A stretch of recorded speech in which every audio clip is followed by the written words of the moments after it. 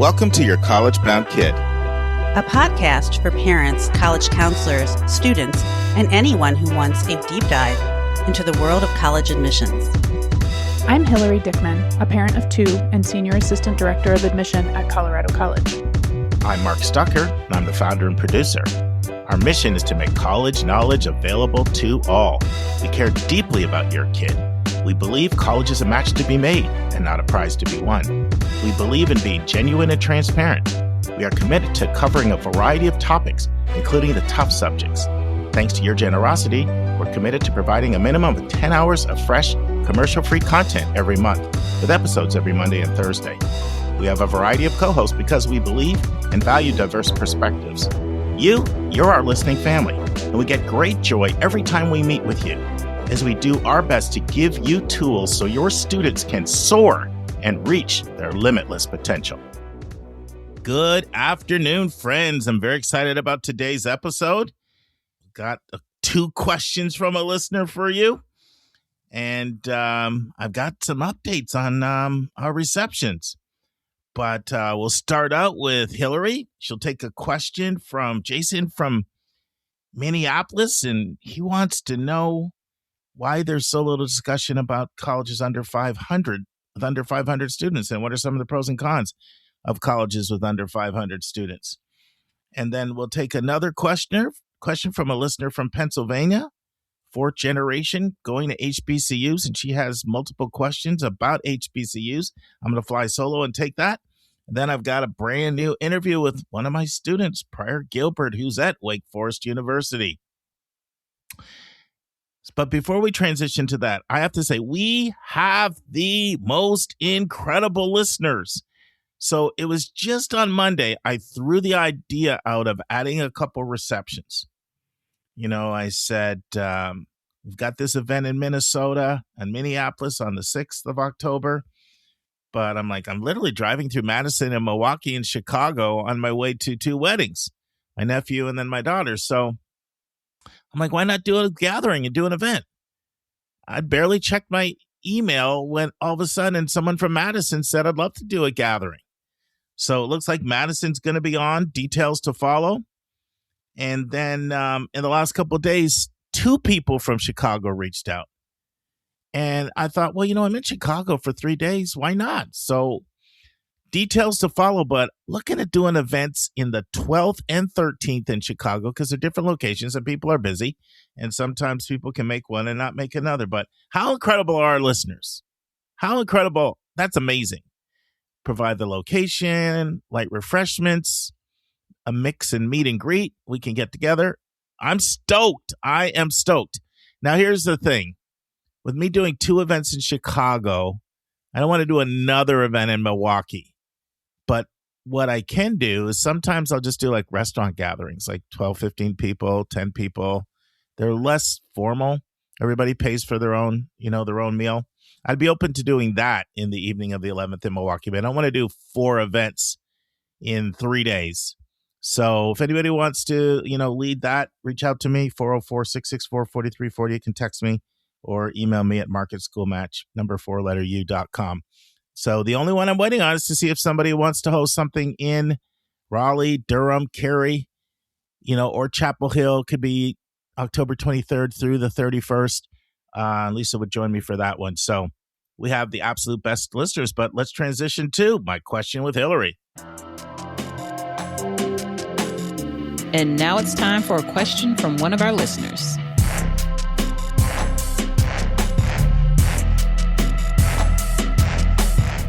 All right, Hilary, we have a question from Jason from Minneapolis. And first of all, Jason, I have to give you a shout out. Jason's the one who's hosting our event that we're doing around the NACAC conference, our YCBK gathering. Yeah. Thanks, Jason. Yeah. And I'm here to say it's going to be on Tuesday, October 6th. So I'm announcing it here, but we'll get the sign-up sheet up Mark there. your calendars. Yeah, mark your calendars. We'd love to see you. But let's play the question from Jason and then get your thoughts. Hi, Mark and YCBK crew. This is Jason from Minneapolis. I've noticed that there's one group of colleges that doesn't get a whole lot of notice, and those are the colleges with under 500 students. A lot of these are fantastic programs, but they're very niche and specific to either music or engineering or liberal arts or great books or service. Can you discuss some of the pros and cons of going to a very small school under 500, and also highlight some of the outstanding programs that are out there in this group? Thanks. Take it where you want to go. Yeah. So I don't know a lot about these smaller institutions. I'm familiar with a couple of them, but not enough to really tell you about outstanding programs. I wouldn't want to use the very small list in my head. But what I can tell you is that when you're in a smaller program, often you have fantastic mentorship, really close relationships with the adults who are running the programs, with your professors. I think that one thing that I love about being able to build those close faculty-student relationships is the kind of critical thinking that students learn, because they're having long, deep conversations with people who are experts in their field and being challenged in ways that you don't get from a lecture hall at a big, university. So in that sense, I do love kind of that super small, close-knit environment. What do you think, Mark? Yeah, several things. Definitely going to be incredibly close-knit. Everybody's going to know everybody. It's funny, when I did boarding school admissions for almost 8 years, and it was right around that size of a boarding school. Push it to 600 in the case of Deerfield Academy, because it's all residential, where like everybody kind of knows everybody. But once you go up to like Choate Rosemary Hall, Lawrenceville, Exeter, Andover, they don't know everybody. In fact, I once was meeting at Choate with a student from Atlanta, two students from Atlanta, and they were a grade apart. And I said, let's both meet in the library. One of them didn't even know the other one, and they were great. That doesn't happen at the smaller schools. So there is a size where everybody knows everybody, especially if it's residential. Incredibly close relationships with professors, can feel like a family. The community can be incredibly tight. And mentoring is, quite evident and apparent and real. Lifetime relationships are there. And there's a person who loves that. I would say this: most students don't like that. The overwhelming majority of students don't like it. They feel like, I don't want to go to, you'll hear this all the time in counseling, I don't want to go to places smaller than my high school. You probably even get that at a 2,000 person school. Yeah, I hear that a lot. Yes. Yeah. And you're 4 times the size. Yep. So one of the reasons we don't talk about it on the podcast that much, same reason why I don't have that many HBCUs on the podcast. Like, I looked at our survey, and I don't want to misquote, but I think our listenership is like 4% Black. And not that you have to be Black to go to an HBCU, but there's not that many non-Black students that will go to an HBCU. It's rare. It happens, but it's not that common. So we don't talk about that much because I don't think there's a huge audience for it. But having said that, there's some really, really, really special schools that are that size. Now, I did do a deep dive on Olin College of Engineering. I did a full 1-hour interview with their, direct dean of admission. And that's a school of 380 or 400. So not opposed to talking about it. Another one that's even smaller, that's absolutely fantastic, is the Webb Institute in Glen Cove, New York. Do you know anything about that school? No, I don't. Yeah, it's like a complete feeder if you want to go into naval architecture, marine engineering. Oh. So occasionally I will have someone that will look at that school in the Naval Academy, because the program, like, the results are incredible. The placement's incredible coming out of there. And so some people are okay with that. And so, that's one that comes to mind. It's a tough model. The St. John's programs tend to be around that. We've had St. John's on the podcast before. And Baum, there's a Santa Fe location as well as a Maryland location. They have the Great Books program. Like, they're right around that size. And they tend to be niche schools with specialties. Like St. Paul, the Great Books, you're going to read like 200 books. Yeah. And you basically read and write and debate with your classmates. And they've had a tremendous track record of, I mean, like they punch way above their weight class. If you look at senators and kind of what their people go on to become, critical thinkers.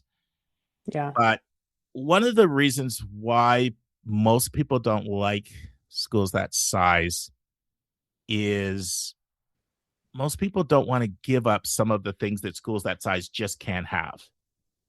Like there's just no way, for example, they're going to have like sports programs or things like that.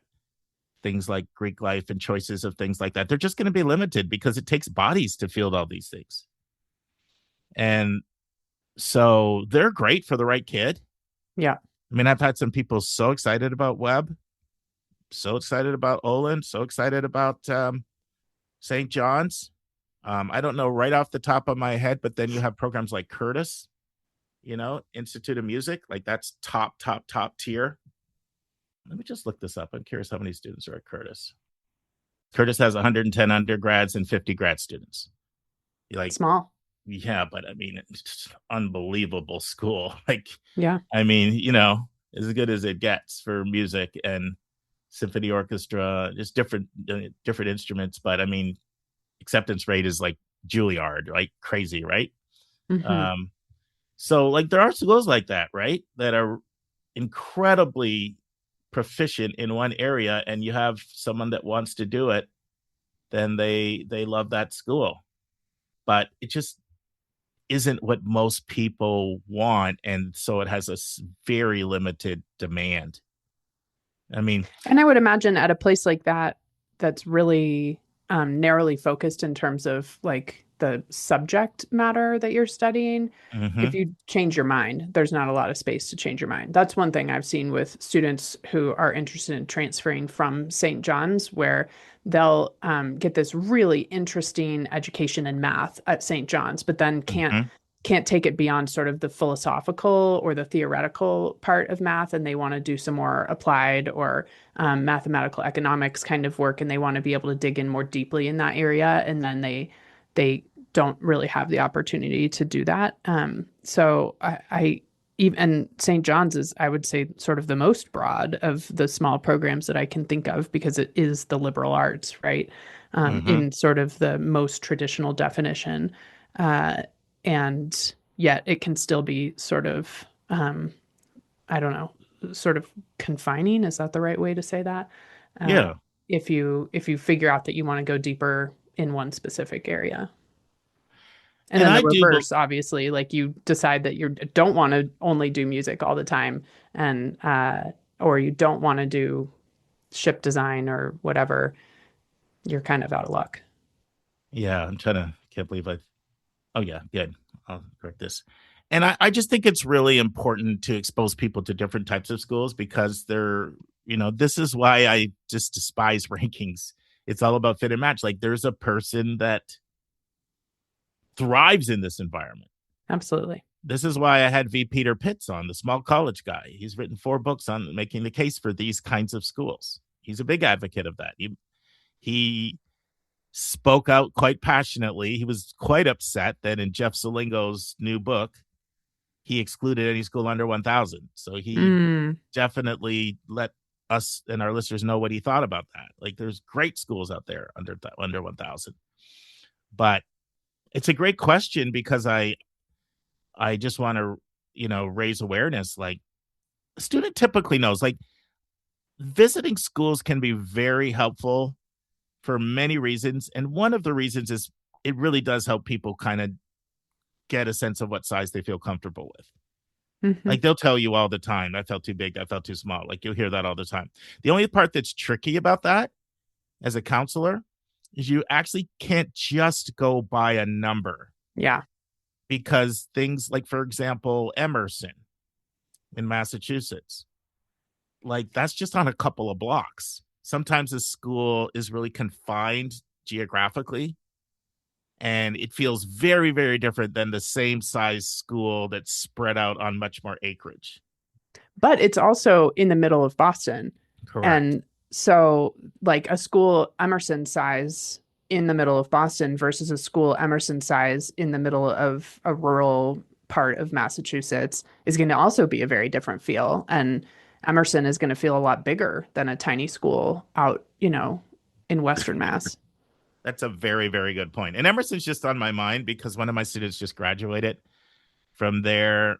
Mom sent me a picture of her graduation, and she's already got a great job in some of the things they do incredibly well, visual media arts. And she's landed this amazing job in Miami. And so they were on my mind. But also because sometimes people will go there and be like, it's like small, like as a, can walk the thing in. But you're right. It's so different between small and a metro area and small. So the whole thing of size, I find I can have two students visit two schools with the same enrollment and they'll say one's too small and one's not. Yeah. Because of like campus acreage, location, all these factors. The one thing I'll say about people that like those schools that are that small, they know that they like them and they see that as a strength of it. I just find in my counseling experience, it's probably like 1 out of 400 kids that like it that small, because there's also a big difference between the 2,000 person school and the 500 person school. Yeah. I find I will have a lot of students visit Haverford and Swarthmore and tell me Haverford's too small. Mm-hmm. And we're talking, a difference of maybe 500 kids, 400 to 500 kids, but percentage wise, yeah, people can notice a difference between 1,400 and 500 kids more than that.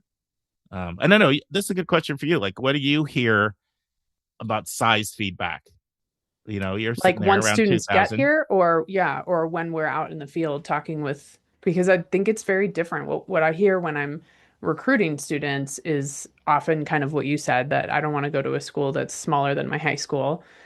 But then once they get here, like I hear students talk about the size. We're at about 2,100 at CC. Yeah. As like, I love that I see people I recognize, that when I walk into the dining hall, I can sit almost anywhere. But there are also students sort of cycling in and out every year, right? And you are going to be like in classes as a first year student, you're going to be taking some classes with seniors. And when you're a sophomore, you're going to be taking classes with juniors and seniors and first years. And so you're exposed to a whole sort of a quarter of the student body is turning over every year. So yeah, maybe 2,100, but I'm not, I would say that once you get out, it's quite a bit more than that. And I also hear that you're close enough that you recognize folks and students, but you don't know everybody's business all the time, right? And what I've seen from our students is that they continue making new friends their whole time that they're here. And I would imagine that's true at lots of colleges our size. I think the block plan model makes that especially relevant, because you're having a really intense experience with maybe 10 other students every 4 weeks. And those kinds of intense experiences tend to build relationships in different ways. So yeah, I don't hear students complain about the size once they're on campus. Yeah, of course, part of them have self-selected you intentionally, had some interest in that size. But one thing you brought up that I think is very important, people say that to me all the time. I don't want to go to school that's smaller than my high school. I don't just take that at face value. I am going to challenge that, because that's just sort of trite, and you can just say that, but you don't really know what that means. So I oftentimes will say, well, most of the time you're going to be around 6 to 8 kids. And like you say, I say that there's like 500 kids a year that are turning over, maybe 550, you have some transfers and different things. So, however, what I do believe in is trusting a family's instincts when they visit.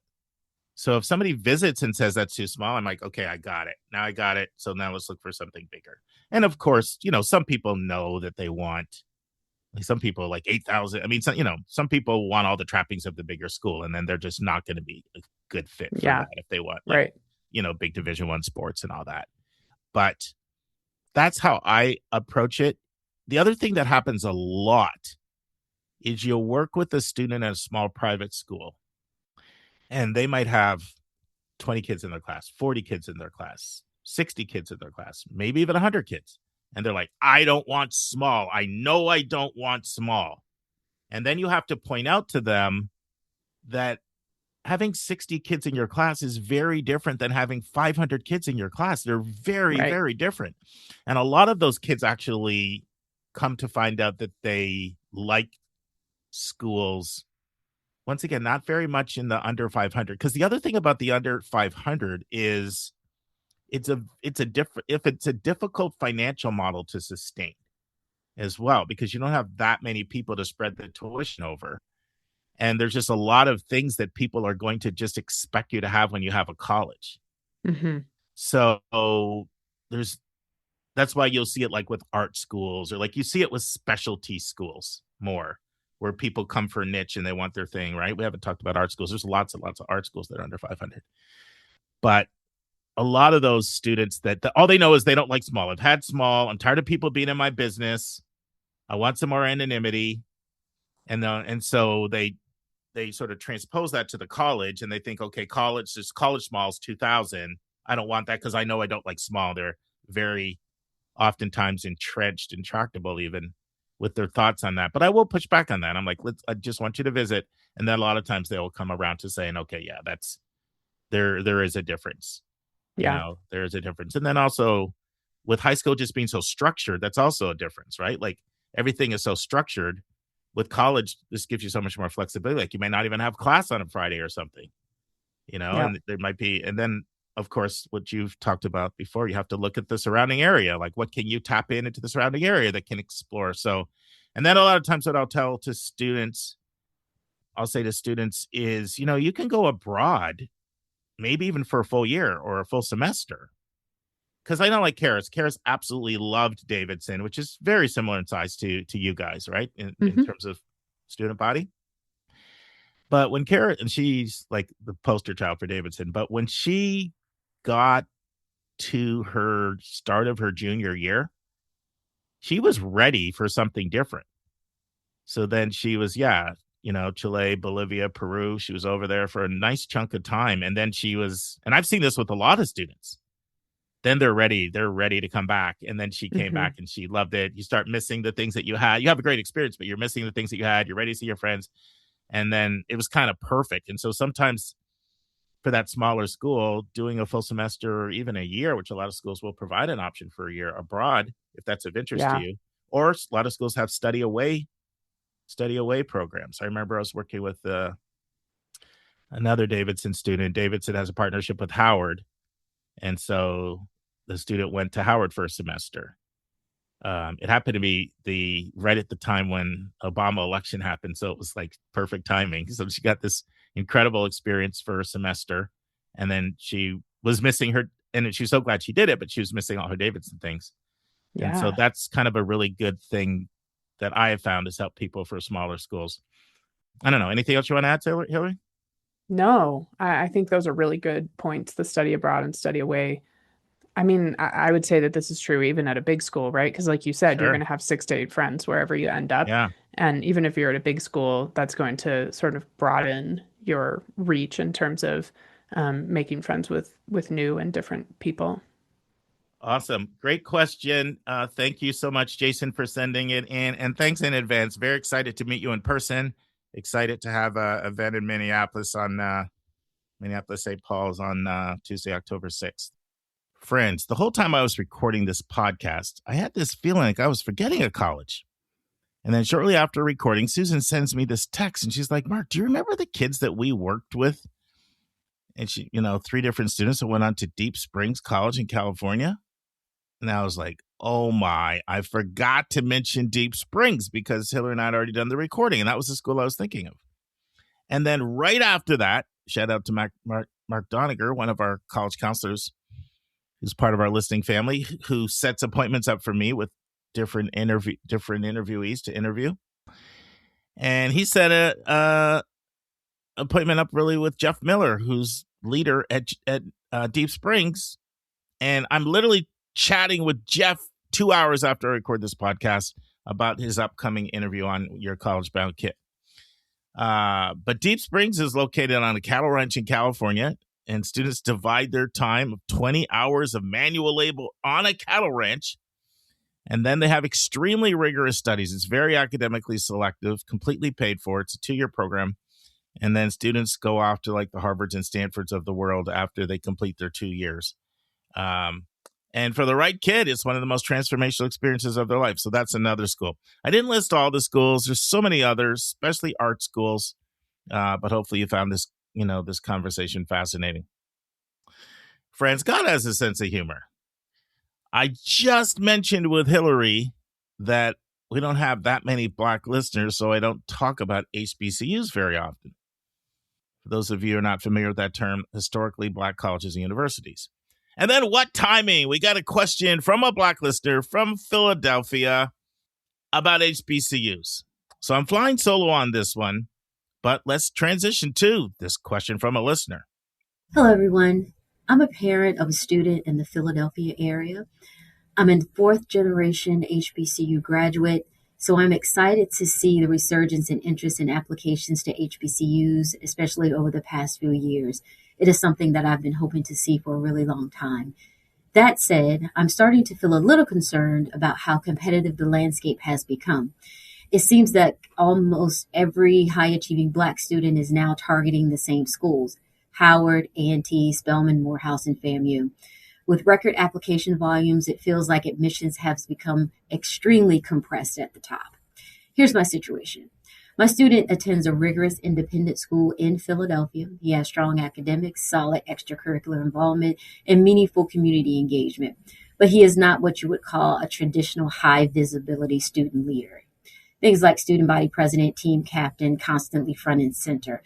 He's more thoughtful, consistent, and impact driven, not just performative. My question is, how are these institutions, especially the more selective HBCUs, thinking about student profile diversity right now? Are they still looking for different types of excellence and leadership styles, or are they leaning towards a narrower definition of what a top applicant looks like? And related to that, from a strategy standpoint, does applying early decision improve chances at places like Howard or Morehouse, or are we at this point, even with a strong application, it just really comes down to hoping things break your way? I would really appreciate your perspective on how families should be thinking about this in the current environment. Thank you so much. So this mom is absolutely right. She's absolutely right that HBCUs are becoming a lot more selective. In fact, you guys know I'm pulling little insights here and there from my time at the No Name Conference, and this was a topic that came up there. Some of the counselors on the school side were very excited to see how many kids are applying to HBCUs, how many are going, and they cannot believe how much more interest there is in HBCUs than there used to be. Now, our listener mentioned Howard, North Carolina A&T, Spelman, Morehouse, and FAMU. I would add Hampton and Xavier in Louisiana to that list of extremely popular HBCUs. Now, the reality is all of the HBCUs, even some of the less selective ones like Elizabeth City and, Bethune-Cookman and Shaw, like they're up a lot in applications. So it's not just that large group, right? So many kids go to Howard, A&T, Spelman, Morehouse, FAMU, Hampton, Xavier. I'd throw Tuskegee in there. Those are extremely popular. Now, I went back and looked at my records, and I have worked with over 200 kids that have gone to HBCUs. And that's mostly because in the 14 years I was at KIPP, it's pretty much all Black. And HBCUs are very prevalent in the South. And there's multiple reasons for that. HBCUs were birthed in segregation. I mean, before the Civil War, educating Negroes, as they were called back then, was illegal. And so historically Black colleges and universities were birthed out of necessity because of historically entrenched racism. And so you had racism and segregation in the North and the South. But because of slavery, there's large Black populations in most of the southeastern states. Like if you go from Delaware, Maryland, like right on the Mason-Dixon line, all the way down, South Carolina, North Carolina, Georgia, Alabama, Louisiana, Mississippi, not so much Kentucky, and then even into Florida, most of those states had 20% or more of their residents are Black. And then some of the states like Mississippi, Louisiana, Georgia is over 30. So you have large numbers of Black people. And then you have the the historical segregation. So the majority of the HBCUs, and there's 107 of them, are in the southern states, in the southeastern states. Now, there are exceptions, because if you look at like that mid-Atlantic region, I mean, Pennsylvania has very historical HBCUs like Cheney and Lincoln. And you look at Delaware State, which is an HBCU that's really thriving in Delaware. And then Morgan State is another HBCU that's really thriving in the Maryland area. So it's not exclusively there, but the majority are there. And so there's a history. So when I was at KIPP in Atlanta, the 14 years, I would say on average, 8 to 10 students would go to HBCUs, probably closer to 10, maybe even some years even 15. And then since I've had my own company, which I started in 2010, 3 or 4 kids, I would say on average, go to HBCUs, but only about 1 in 8 students I work with is Black now. But I was just looking at this year's numbers, and 2 to Spelman, 1 to Morehouse, and 1 to not Hampton, 1 to Howard. And yeah, so most of the students, I would say the highest achievers, are focusing on Howard, A&T, Spelman, Morehouse, FAMU, Hampton, and Xavier. I would agree with that. But it should be noted that Delaware State, Morgan State, Texas Southern, North Carolina Central, and Durham are also experiencing a surge of interest, and they're competing for top students. They just tend to be a little bit more local and not as national in who they draw. Now, of those schools, there's public HBCUs and there's private HBCUs.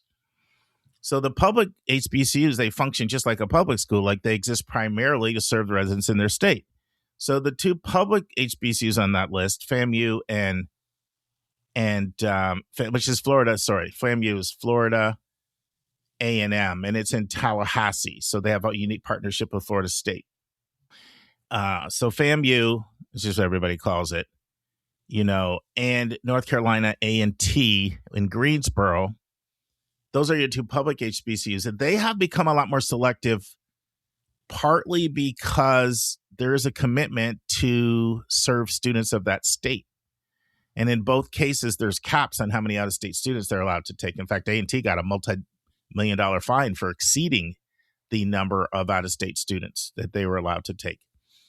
And A&T, it definitely has become more selective, especially for out-of-state, but A&T's pursued a little bit different path. They have grown their size, and this is part of an intentional plan. It's kind of like what Alabama did.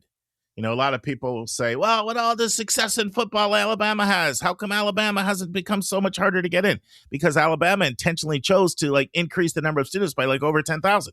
So you get a lot more applications. You can either expand, or you can choose to do what most of, the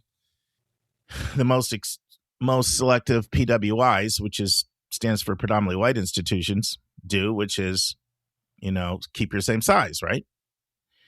So A&T expanded, so it's become more selective, but it would be crazy more selective if they hadn't expanded. And FAMU's become quite selective, with acceptance rates down close to 20%, 1 in 5.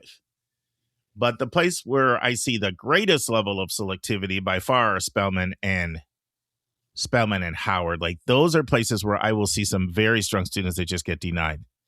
In fact, our regular listeners know I did maybe about 2 months ago now, I kind of looked at 59 students that I've worked with since 2020 that have gone to I picked 11 of the most selective schools, but also balancing it out by region. So I picked Harvard, Yale, and Princeton and MIT in the East. And then I went with Vanderbilt and Duke and Rice, in the South, and Northwestern and Chicago in the Midwest, and then Caltech and Stanford on the West Coast. So I'm mentioning this because this year I saw a student that got denied at one of the HBCUs and is attending one of those 11 schools. So that's an example of how, and I'll just say this, was either Howard or Spelman. Howard and Spelman are at a whole different level of selectivity than the rest of the schools. I'm just pointing out distinctions because I think this would be of interest to the caller. And, I realize our surveys show most of our audience isn't Black, but we have a curious audience who likes to know about different schools, just to be an informed citizen. And we have lots of college counselors who like to know this stuff as well. So I just see very big differences in selectivity amongst these schools. I wouldn't group them all. Morehouse takes a significant wider range of students than Spelman. Like, it's just not even close, and so there are differences within these schools when it comes to selectivity. Now, let's talk a little bit about why HBCUs have become so popular. Now, there's no way for me to sugarcoat this. I'm going to have to get somewhat political here. And I know when I get political, I always get the angriest emails. Like, every time I get a really angry email, it's over politics. I remember about 6 months ago, somebody was really mad. They thought Trump is so good for education, and you've said negative things about him on your podcast. I'm not trying to make it a political podcast. There's plenty of great ones out there for that. But I'm also trying to be honest with you guys. I'm not going to avoid a topic if you're cutting off international grant money and stopping international students and getting rid of diversity programs that people find to be extremely helpful. I'm not going to not address that. So, and then probably like 2 weeks ago, I got one of the angriest emails I've ever got. Somebody accused me of not supporting test scores because of my liberal bias. This is what the email said. Because of my liberal bias, you did not support test scores. And my student who listens regularly to your podcast didn't study as hard for the SAT because of your liberal bias. And that's why they never got in, and they named their Ivy League school. So they said, yeah, I'm blaming you for my kid not getting in their Ivy League school. So I get these angry emails, and they're usually related to a statement that I might make. I'm not trying to be divisive. But I'm also trying to be authentic. Okay. And there are so few people in education who think that the person in charge in 1600 Pennsylvania Avenue has been good for colleges and universities. I'm just reflecting the mindset and views that most people have. So anyway, I have to do this. So why have HBCUs grown? Well, some of it is because since 2016, there's been a clear message that the guy in charge has sent. And it goes way back. 40 years ago, the Central Park Five. You have, I'm not going to say all the things, but I'll just mention a few. You have, the whole Obama's not a real American. Let's find his birth certificate. You have all that. And then you have that meeting he had in the Oval Office, January 11, 2018, when lawmakers were briefing him on newly drafted immigration. And he said, why should the U.S. accept more immigrants from Haiti and African nations?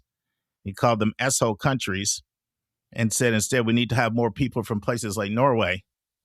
And then, of course, there's the complete war against affirmative action and racial diversity on college campuses. So I'm telling you all this to say that message that has sent to people is, not all people, but sizable numbers of people, is that I don't know if going to a predominantly white institution is going to be a safe space.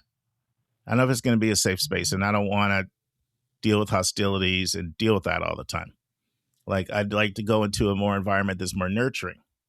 So that's really the single biggest reason why you've had the surge of growth in HBCUs. There's other things like the whole, certainly the incidents that we had, George Floyd, Breonna Taylor, those events, had a seismic effect. And you also have philanthropy. Like, because of those events, that spawned a lot of philanthropy from people like, Mackenzie Scott, Jeff Bezos' ex-wife, Reed Hastings, Netflix founder, like giving multi-millions of dollars to HBCUs, strengthening their programs, strengthening their outreach, strengthening their appeal. Also, Kamala Harris went to Howard. And that you get that kind of visibility that really led to a surge of interest. In fact, over a 10-year period, it's really kind of hard to believe this stat, but over a 10-year period, Howard is up 175% in applications. So anyway, those are just, some of the reasons that led to the surge. Now, some of the reasons why people find HBCUs appealing, and I know that this caller clearly knows all this. She's fourth generation, but I'm also trying to not just speak to her, but to the thousands of other people who are going to hear this podcast, just to kind of give a little bit of background. So the appeal of HBCUs is a lot like the appeal of women's colleges, right? When you go to some place that had you in mind, you're at the epicenter of the thinking and it's geared toward you, then a lot of things happen. It's empowering. You meet people who you can relate to and who understand you. There's mentorship and there's a strong sense of community. And you don't have to deal with as many of these sort of indignities and then you also get a lot of people that they've been in predominantly white environments all their life, and they're just kind of sick of being a minority. And just for 4 years of their life, they kind of want that empowering feeling of just feeling like their race is a non-factor. Like they've never had that, and they sort of want that.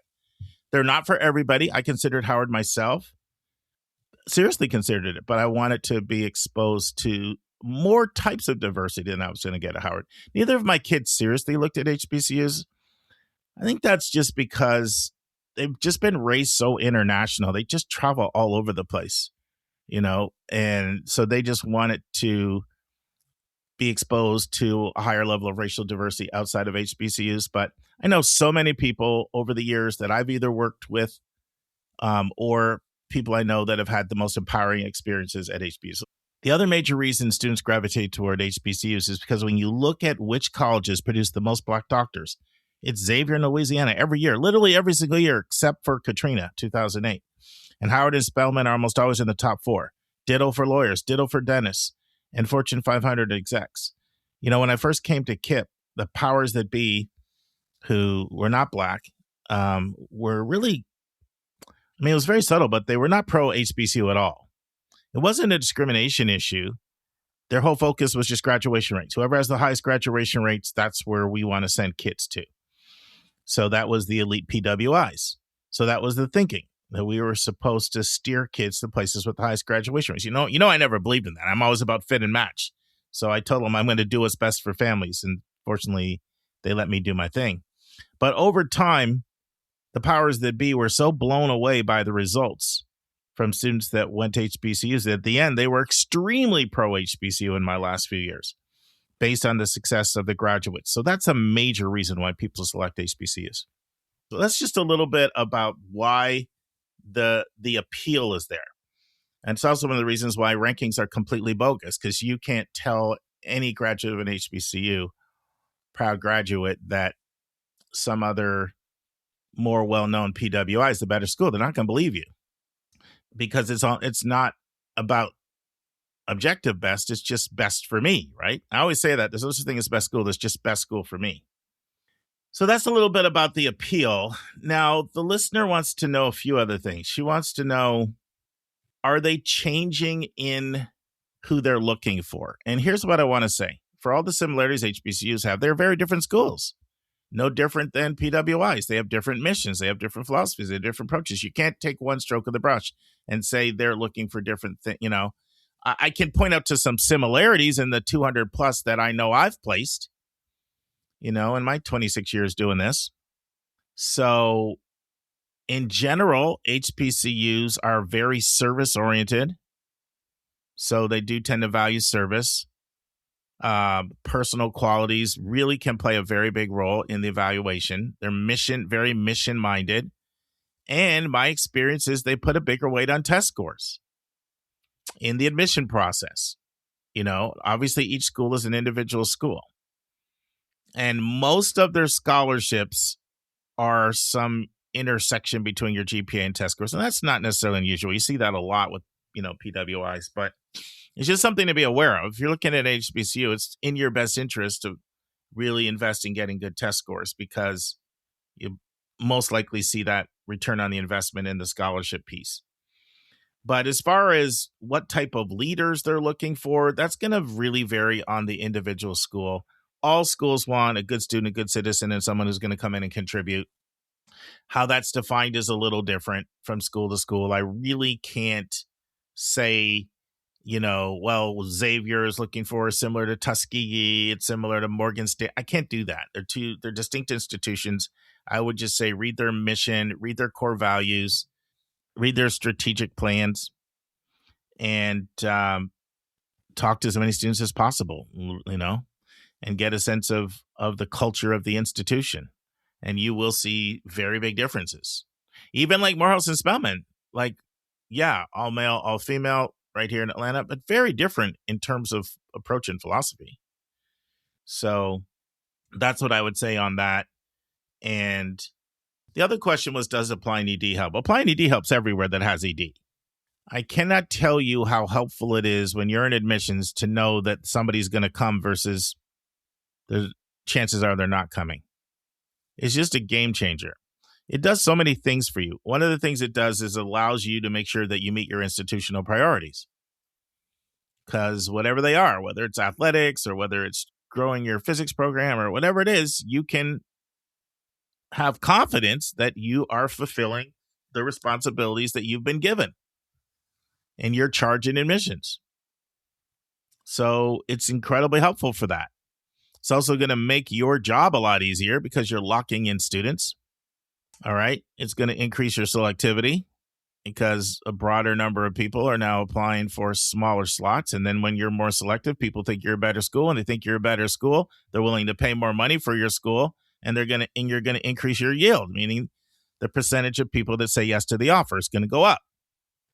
So now you'll find it's only at the most selective HBCUs that you see sizable numbers of early decision applicants. There tends to be real hesitance about applying ED in the Black community because most people want to compare financial aid awards. So the idea of locking yourself in without getting to compare all the financial aid offers, money's oftentimes a big factor, not always, but often in the decision. So you don't really see HBCUs that have more than 50% of their kids attending ED. You don't see that like you see with highly selective PWIs. But yeah, it's always going to be a tremendous advantage. But, just keep in mind, not only are you not getting to compare financial aid awards, and I've got a whole interview coming up on this. So many kids would pick a different school in May than they would pick in October. They just would. So you're losing out on that valuable time where you get to know yourself more, you get to know the schools more.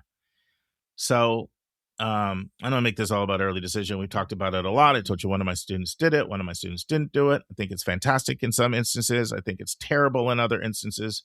It's totally case by case. But hopefully this was helpful. I think it's great that you asked this question. And it's kind of been bothering me, to be honest, that I haven't talked more about HBCUs. Chelsea Holly from Spelman, who's over that office, has agreed to come on the podcast, and I just need to schedule that. She's fantastic.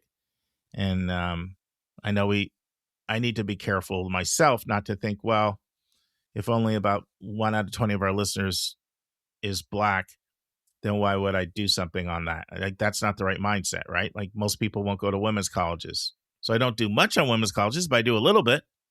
Most people won't go to school to under 500. But we've had St. John's on, we've had Olin on, I've got Deep Springs on. So it's important that we talk about all types of different schools. So hopefully this was helpful, and I really, really appreciate the question. Feel free to follow up with me directly individually if I didn't address all the things that you're curious about. The one other thing I didn't say is there has been a growth within certain HBCUs of attracting non-Black students. Like, some HBCUs are not even HBCUs anymore from a technical definition of being predominantly Black. Some of them, it's been part of their mission. Some of them just grown into that. Some of them, it's been probably part of their financial strategy. I don't think that's a major reason for the increase in numbers, but in a few instances, it is noticeable, the changing of their demographics. So it's probably a small factor. Non-Black students were 15% of students that attended HBCUs 1976, 50 years ago. But now that number's up to 1 in 4 students across all the 107 HBCUs. 1 in 4 students now are not Black. Now, it doesn't happen very often.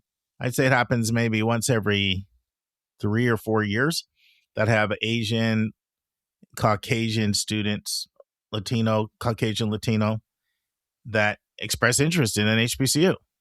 All right. Hopefully this helped. Friends, you now have 7 books you can pick from if we play your SpeakPipe question or comment or tip on the air. We have our 4 Princeton review books, The Best 390 Colleges, College Admissions 101, Essays That Kick Apps, and Princeton Digital SAT Prep. Our 3 new editions are The Calm College Method by Lisa Ruff and Linda Depker, paperback or Kindle, Peter Pitt's Small College Magic Kindle version, and College Unmazed has a book, Your Guide to Design and Document Your Home School by Holly Ramsey and Michelle Everett, paperback edition. Our authors have generously agreed to cover the shipping and handling. Just send your name and full address, the book that you want, and the episode number where we aired your SpeakPipe question or tip. Please send that to your collegeboundkid@gmail.com, and we'll forward your request to the authors. We'll now transition to a brand new interview on Wake Forest University. Now, this interview with Wake Forest, the first part of the interview, I talk about making a competitive dance team, because dance is a sport at Wake Forest. And I know that's very niche. I'm being kind of niche today. HBCU and then dance, right? How many people are trying to make a competitive dance team? But I thought people would be interested in that. Like, what is involved in it? What do you have to do? And then we transition to talking about Wake. And then next week, it's a two-parter, is all Wake. All right? Listen and enjoy. And now this week's interview with a special guest.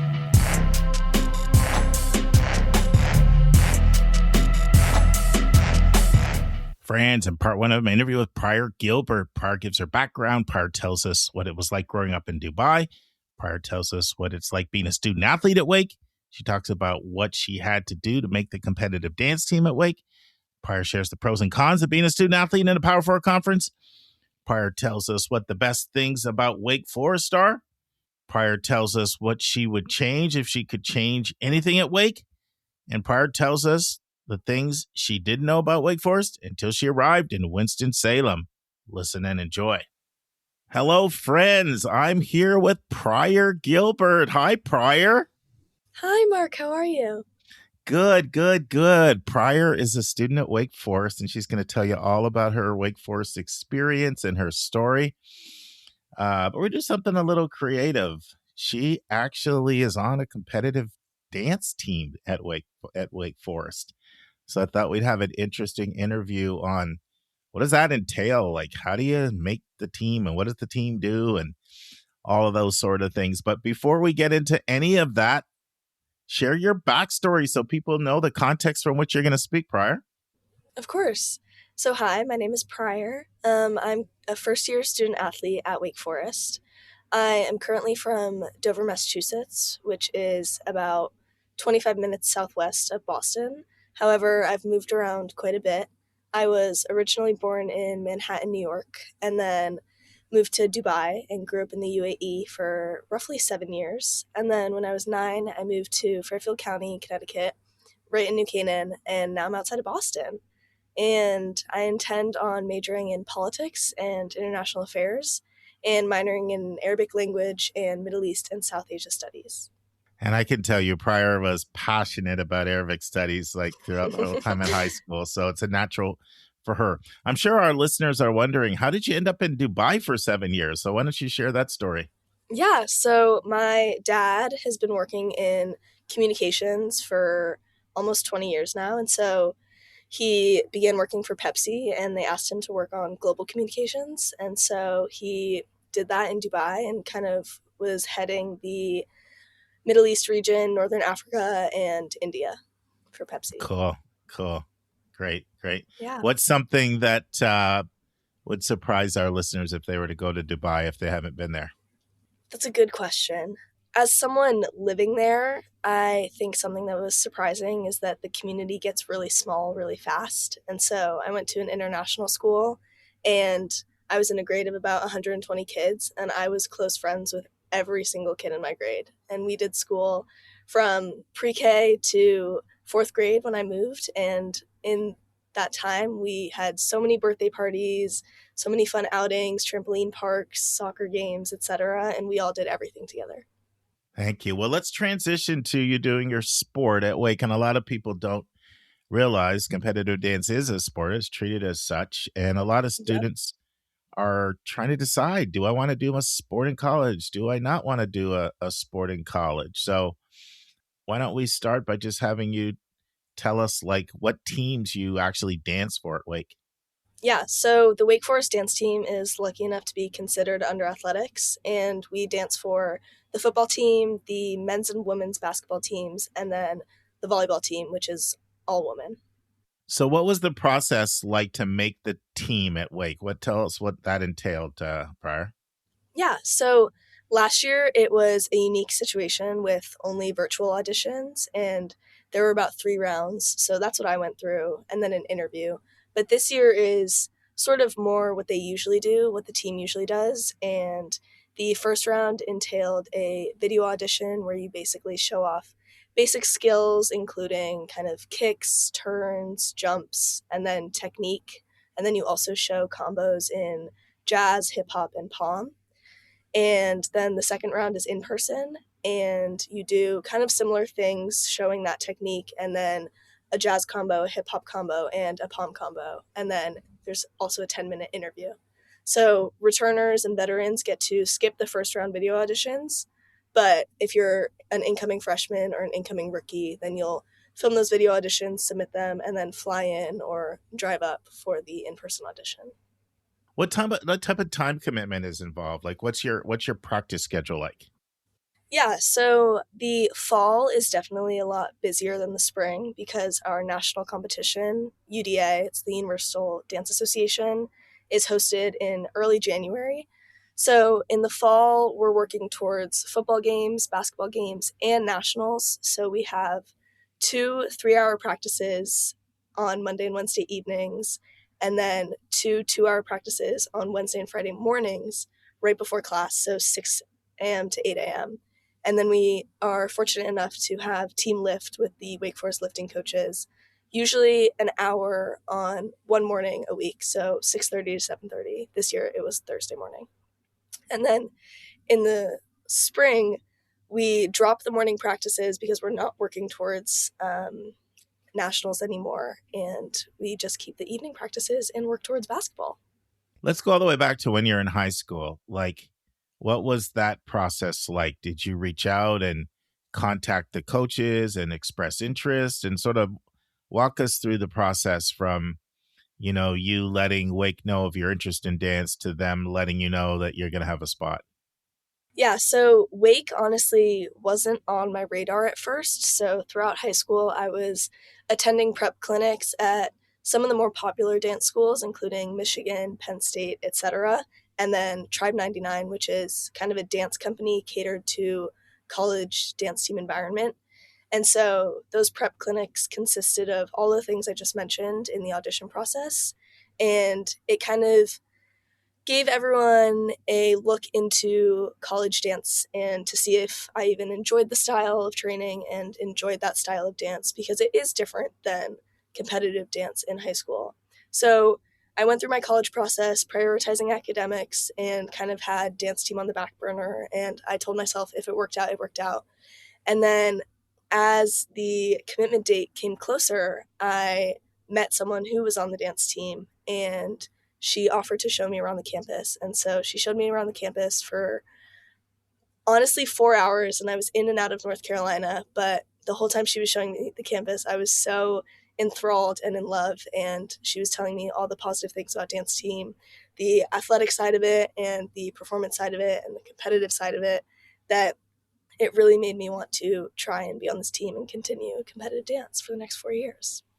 And friends, if you haven't been to Wake Forest, the campus is really striking. It's definitely one of the more spectacular campuses in the country. And so Totally. you can see how spending several hours there is going to enthrall anybody. Yep. Yeah. I was a victim. So you mentioned that it's a sport at Yes. Wake.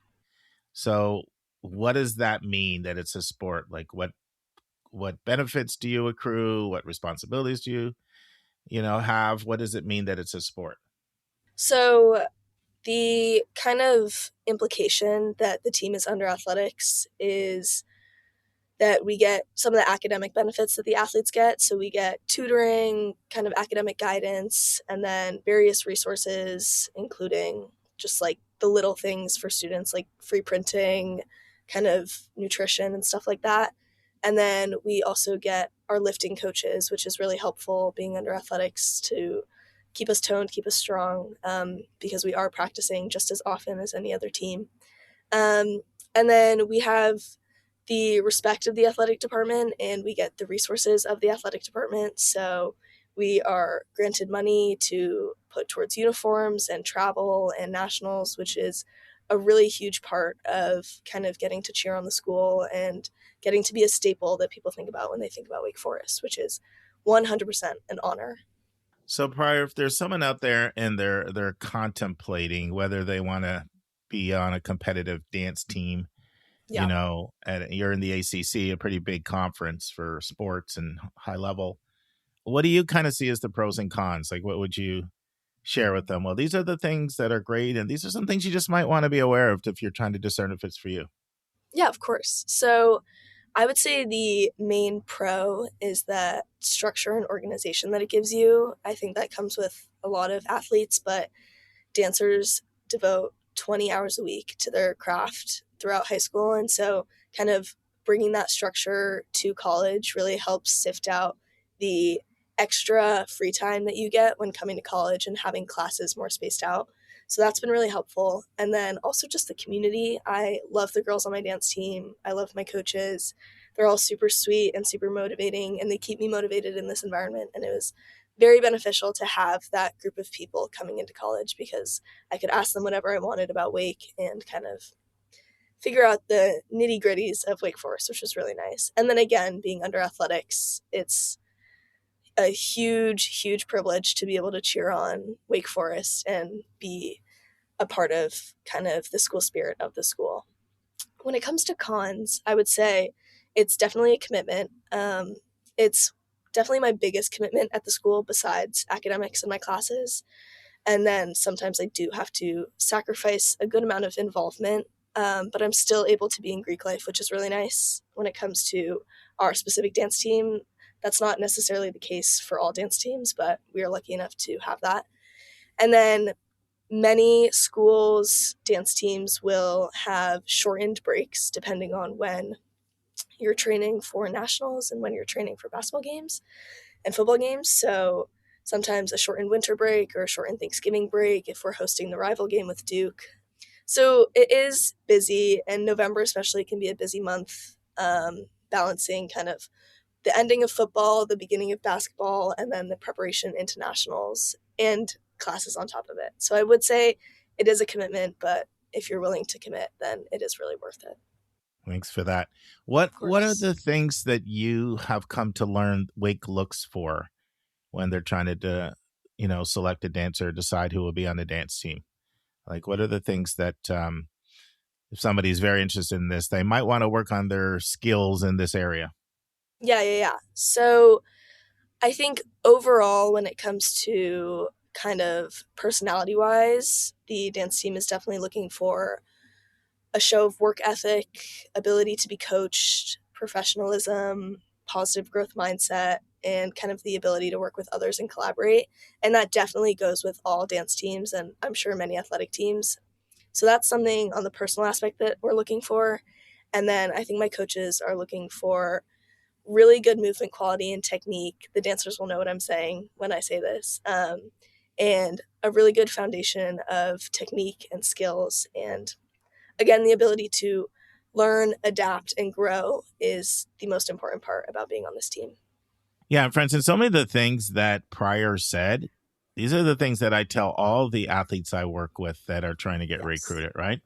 I say that in addition to, are you talented enough and are you good enough to get points or, points if it's more of a team where points are tabulated, but help the team to win games. In addition to all of that, sort of the skill set piece, it's extremely important that any athlete is a hard worker and that they're coachable and teachable and that they are going to get along well with the coaching staff and the other, players or members of the team. And those are the intangibles that oftentimes differentiates who gets an offer and who doesn't. So that's completely transferable, that skill set that Pryor elucidated there for all sports. So Pryor, you've a few times mentioned at Wake we do this. Like at Wake we do that, right? So what are some things that you've come to learn are different for competitive dancers at other schools that might be different than Wake? So, a lot of our listeners that might be interested in this, they may be interested, but they may not necessarily be interested in Wake. They might be interested in a different school. Are Yeah. there any things that you can think of? Well, at Wake we do it this way, but you should know at other schools they do it this way. Yeah. So I don't want to speak too confidently for teams at other schools because I only necessarily have experience with this school.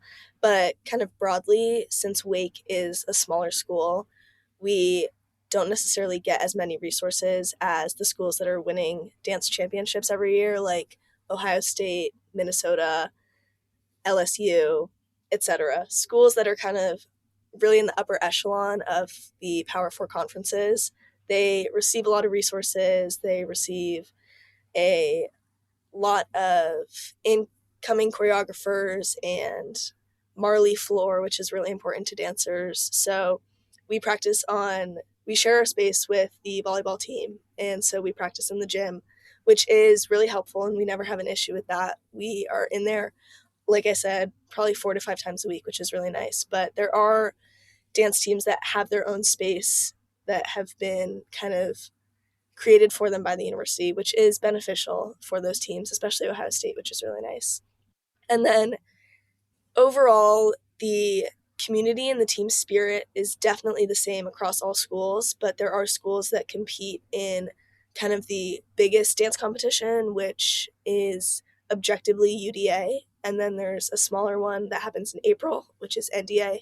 And that's much closer to finals. So that can affect kind of your entire year and how you're training in your second semester and towards finals. And then there's also another competition that happens 2 weekends after that, which is even closer to finals. And so it, in my opinion, is much less stressful to have to go to UDA because there are no classes interfering with that because it's the first week of classes. So it's during syllabus week.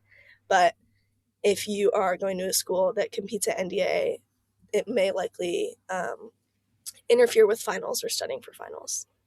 And what if someone is thinking, well, if I'm going to put in all this work and all this time, I'd like to get a dance scholarship. Are there dance scholarships out there?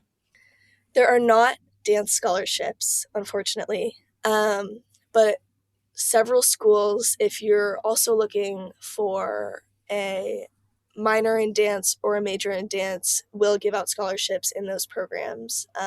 So Wake Forest does have the presidential scholarship, which is given to 6 people a year, and it's kind of their art scholarship, and it applies to fine arts, dancing, theater, singing, music, and then drawing, painting, etc. And that gives $15,000 a year. So the requirement is to be a minor in whatever field you applied for that presidential scholar, but it is definitely worth it.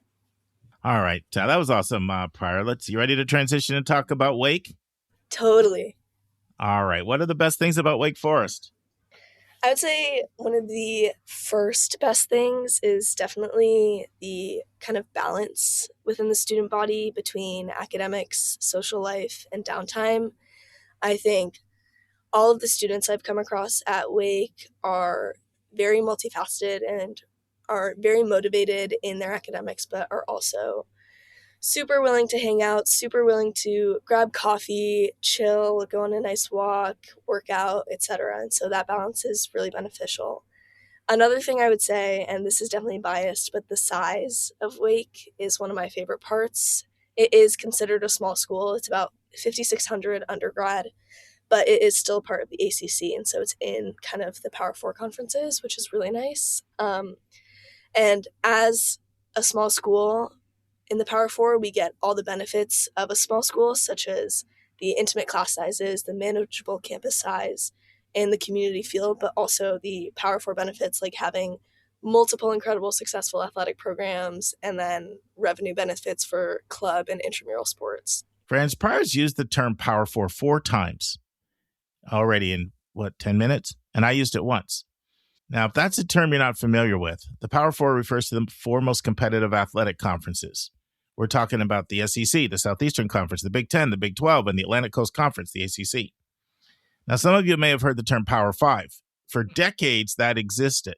But the Pac-12, which was the fifth conference in the Power Five, a conference filled with Western schools in places like Colorado, Arizona, California, and the Pacific Northwest, it collapsed when UCLA, USC, Oregon, and Washington joined the Big Ten. Now, the other thing about the Power Four is that they have jurisdiction to create their own rules when it comes to things like compensation, benefits, recruitment. And at the Power Four, we're talking about the highest level of athletic competition in all of college sports. This is where sports are a multi-million-dollar business. That's the Power Four. And they have multi-million-dollar television media rights contracts. Let me just share with you 6 schools with the largest athletic budgets in the country. University of Texas, Austin, $250 million a year. Ohio State, $230 million. Texas A&M, $210 million. University of Michigan, Ann Arbor, $205 million. LSU, $200 million. University of Georgia, $195 million. And where I went, Michigan State, $185 million, supposed to be up to $210 million this year. UGA pays their head football coach, Kirby Smart, over $13 million. Why? Because he brings in way more than that into the institution. The University of Kentucky paid their 13 men's basketball players over $24 million. That's the players. And so much of this big money comes from TV media contracts, corporate sponsors, and boosters. Boosters are alumni and friends of the school who give generously to the school for athletics.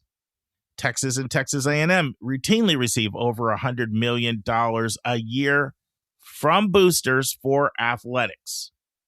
And Michigan State made history when they got a $401 million donation from Greg and Don Williams. And the thing is, Greg and Don Williams didn't even go to Michigan State. They just lived in Lansing, and they went to all the games, and they were just so impacted by the people they met in the sports community. Greg's a local CEO of financial technology and insurance brokerage company. So when we talk about Power Four, we're talking about athletics at the highest level where sports is a business. And while you'll hear the term Power Four, the reality is the Big Ten and the SEC really form a Big Two that dominate athletic success and athletic budgets. 14 of the 15 largest budgets in all of college are at schools in either the Big Ten or the SEC. Usually these schools are giving over $160 million a year in the Power Two, the Big Ten and the SEC. But the Power Four usually have budgets over $100 million for athletics. And we're talking about schools like Wake Forest, of course, where Pryor goes, in the ACC. Other schools like Duke and UNC, Miami, Clemson, Florida State, Louisiana, Georgia Tech, Boston College, Syracuse, NC State, Virginia Tech, Pittsburgh, University of Virginia, and 3 recent additions, UC Berkeley, SMU in Dallas, and Stanford. And Notre Dame's a partial member. They play all their sports except football in the ACC. And then finally, I'd say the location. I never imagined I'd end up in North Carolina, but as a state, it has everything. It has mountains, beaches, major cities, and Winston-Salem isn't too big to the point of feeling kind of overwhelming, and Wake is removed from the city, which is nice, so it makes you feel safe, and it's kind of like a gated community aspect. But it is connected to the Renolda Village, which has several restaurants and cafes and salons and boutiques and trails and a museum and a garden. And so there's lots to do, even if you don't have a car on campus and you're not willing to get to Winston-Salem, which is really nice. And the weather, of course, is beautiful. Yeah, I mean, you know this part, but both my daughters, I think North Carolina got them. There's no coming back. They're in the research triangle, and they love it. They love it. Yep. And they love it for a lot of the reasons that you mentioned. Now, I know another thing you've shared with me offline in the past is you're really impressed with kind of the geographic diversity of the student body. Do you want to comment on that? Yeah, so Wake Forest was the most southern school I applied to, and so I was definitely hesitant that I would be just in a completely new environment and not necessarily in my Northeast environment, but it actually is, from what I can tell, majority Northeast. It's a lot of Massachusetts, a lot of New Jersey, a lot of New York, and then I also have friends ton of friends from North Carolina and South Carolina, Virginia, Tennessee, kind of those surrounding states, and then a ton of people from the cities of Florida and the cities of Texas, and then lots of Bay Area, lots of Seattle, Chicago, and the Midwest, which is really nice. And so it's very geographically diverse within the country, and then there's also a ton of people that come from outside of the United States, which is awesome. No, that was great. So we know no place is perfect. And Right. So if we make you in charge and we say, Pryor, you can make any 3 changes you want at Wake, and we're going to make them, what would you change? So the first thing I would change is the registration process. It isn't great, and it's very difficult to get the classes that you want just because Wake is constantly increasing their student body, but isn't increasing the amount of classes they're offering. So if I were to change that, I wouldn't change the class sizes necessarily, but just have them offer more classes. I think that would be really beneficial. And then the second thing I would change is Winston-Salem is definitely a bit of a dry city that doesn't have like a ton of job opportunities, like if you were in a bigger major city like Philly or Boston or New York. So I would say there's not as many opportunities to explore, which is unfortunate, but you are still in that research triangle. And then last, for some majors I've heard, they have a difficult time with the fact that we don't declare our major until sophomore year. And I think it's positive because it gives you kind of the chance to explore what you might want to study, but it does also give uncertainty to a lot of majors. So for example, business majors don't apply to the business school until their sophomore year, and if you don't get in, then you can't reapply. And so you kind of shift your major to not be in the business school, and you don't necessarily get those benefits. And that's something that you kind of have to wait for those first 3 semesters. You know, I'm having flashbacks to your search, and I remember there was a time I definitely thought you were DC bound. I thought you were going to be. Yes, I thought you were going to be in Washington. Yep, I sure do. Yeah. And you know what? I will still hopefully get to DC because Wake has a Wake Washington program that is an abroad program in Washington, D.C. for a semester that applies to the politics major. So that was really helpful and also was a big reason why I chose Wake. Now, what are the things you didn't know about Wake until you got there? I'd say the first thing I didn't know is that the campus culture definitely has like an edge of ambition, if that makes sense. A lot of the students came from really rigorous backgrounds and kind of quietly competitive high schools. And so everyone's kind of brought that quiet competitiveness to Wake. There's a lot of pre-med, pre-business, pre-law track, but you would never know it because people kind of keep that to themselves. And it's not outwardly cutthroat, but people are 100% dialed into their studies. Friends, this concludes part 1 of my interview with Pryor. Hope you join us next week for the final part. On Monday's episode, you'll hear part 2 of my conversation from the No Name Conference on AI in college admissions. And then Andy Strickler is going to talk about predictive modeling, and he opens up and shares the method Connecticut College uses. I love it when we get these real deep dives into how admissions works, how the sausage is made. And Andy unpacks that more than anyone else has in 643 episodes. So you're going to want to tune into that on Monday. And friends, I said I'm going to close with several Steve Jobs quotes. He really definitely has bequeathed us with some pretty profound statements. And here's one from Jobs. Remember that you are going to die is the best way I know to avoid the trap of thinking you have something to lose.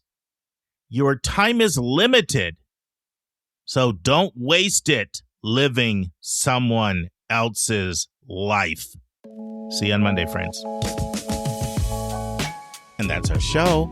Big thank you to you, our listeners, for tuning in this week. If you find this podcast helpful, please follow us and you will get every single episode as soon as they are released. If you want to support our podcast, you can click the share button and send it to your friends and acquaintances. You can say positive things about your college-bound kid on your social media feed. And you can help us stay commercial-free and pay our staff by donating on the yourcollegeboundkid website. You can write a review for us on Apple or Spotify. And if you have a question or a recommendation, just go to speakpipe.com/YCBK hit the orange button and speak. We will do our best to get your question in your own voice on an upcoming episode. I am the producer of the podcast, and I live in Metro Atlanta. We have a fantastic team that has over 200 years of admissions and counseling experience. Shout out to our co-hosts, Dr. Lisa Ruff in North Carolina, Susan Tree in Pennsylvania, Vince Garcia in California, Julia Esquivel in Massachusetts, Linda Depker in Missouri, Andy Strickler, the Chief Enrollment Officer at Connecticut College, New London, Connecticut, Hillary Dickman, an Admission Officer at Colorado College in Colorado Springs, and our International Admissions Expert, Kevin Newton in Dallas, Texas. Our sensational sound engineer is Nemanja Motvich. Our amazing music is from Victor Allen Weeks. Marketing designs from Kimberly Bloss. Our reliable webmaster is Stylionis Dimitru. Website updates are done by Joyce Stucker. Our image editor is Vlad Honchar. If you want to have a coaching session with me, just text me at 404-664-4340. If you want to reach someone else on our team, all of our bios with contact info can be found at yourcollegeboundkid.com under the About YCBK tab. If you want to get our free monthly YCBK newsletter, YCBK Plus, it is also under the About YCBK tab. If you want to see our recommended books and websites, they are on our website under the Resources tab. While you're on our website, check out our hundreds of interviews in their entirety. Check out our college spotlights, our blog, and our upcoming events. We think of you as our listening family, and we look forward to meeting with you every single Monday and every single Thursday.